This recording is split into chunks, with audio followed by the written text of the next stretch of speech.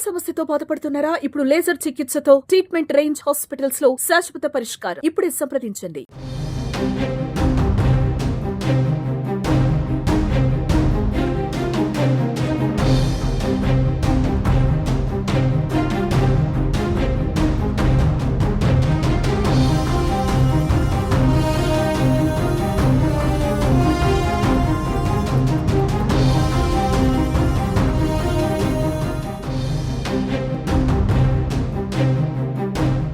Ration కార్డుదారులకు కేంద్ర ప్రభుత్వం good news చెప్పింది. ఈ కేవైసీని అప్డేట్ చేసుకునేందుకు ఏప్రిల్ నెలాఖరు వరకు పొడిగించినట్లుగా తెలిపింది. ఈ అప్డేట్ ద్వారా అనర్హులు ఎవరో తేలిపోనుందని స్పష్టం చేసింది. ప్రస్తుతం ఉన్న గడువు మార్చి 31తో ముగిసింది. తాజాగా దాన్ని ఏప్రిల్ 30 వరకు పొడిగించింది. జాతీయ ఆహార భద్రతా చట్టం NFSA కింద లబ్ధిదారులకు సబ్సిడీ పంపిణీలో పారదర్శకతను నిర్ధారించడం, అలాగే అర్హత లేని వ్యక్తుల దుర్వినియోగాన్ని నివారించడం కోసం ఈ నిర్ణయం తీసుకున్నట్లుగా తెలుస్తోంది.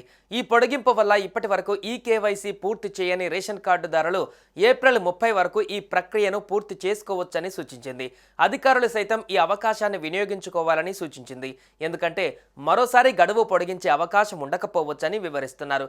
ఈ కేవైసీ పూర్తి చేయని వారి రేషన్ కార్డులు రద్దు కావచ్చని స్పష్టం చేస్తోంది. దీనివల్ల ఉచిత రేషన్ సౌకర్యం కోల్పోయే ప్రమాదం ఉందని పేర్కొంది. ఇటీవల కేంద్రం రేషన్ కార్డుదారులంతా తప్పనిసరిగా ఈ కేవైసీ ప్రక్రియ పూర్తి చేయాలని చెప్పింది. దానికి గడువు మార్చి 31 వరకే ఉండేది.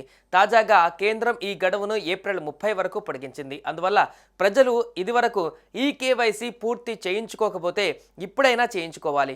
ఇది చాలా ముఖ్యమైనది. ఇది చేసిన వారికే రేషన్ బియ్యం ఇవ్వాలని కేంద్రం నిర్ణయించుకుంది. మరోసారి గడువు పొడిగించే అవకాశం ఉండదని అంటున్నారు.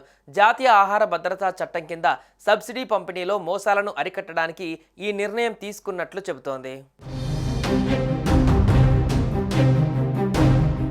మరోవైపు కొత్త రేషన్ కార్డుల కోసం దరఖాస్తు చేసుకోవాలని తెలంగాణ ప్రభుత్వం సూచించింది. దీనికి గడువు సైతం విధించింది. గడువు పూర్తి కాగానే ప్రభుత్వ సిబ్బంది విచారణ చేపట్టి అర్హులైన వారికి రేషన్ కార్డు మంజూరు చేస్తారు. బీఆర్ఎస్ హయాంలో ఒక్క రేషన్ కార్డు జారీ చేయలేదని ఇప్పటికే అధికార కాంగ్రెస్ పార్టీ నేతలు తీవ్రస్థాయిలో ఆరోపణలు గుప్పించారు.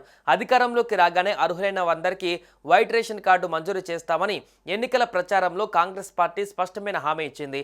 మీ సేవా కేంద్రాల ద్వారా మార్పులు చేర్పులతో పాటు కొత్త రేషన్ కార్డులకు దరఖాస్తులు స్వీకరిస్తుంది తెలంగాణ ప్రభుత్వం. అధికారులు ఆయా దరఖాస్తులను స్క్రూటినీ చేయనున్నారు. ఆ తర్వాత అర్హులైన వారికి రేషన్ కార్డులు మంజూరు చేస్తారు.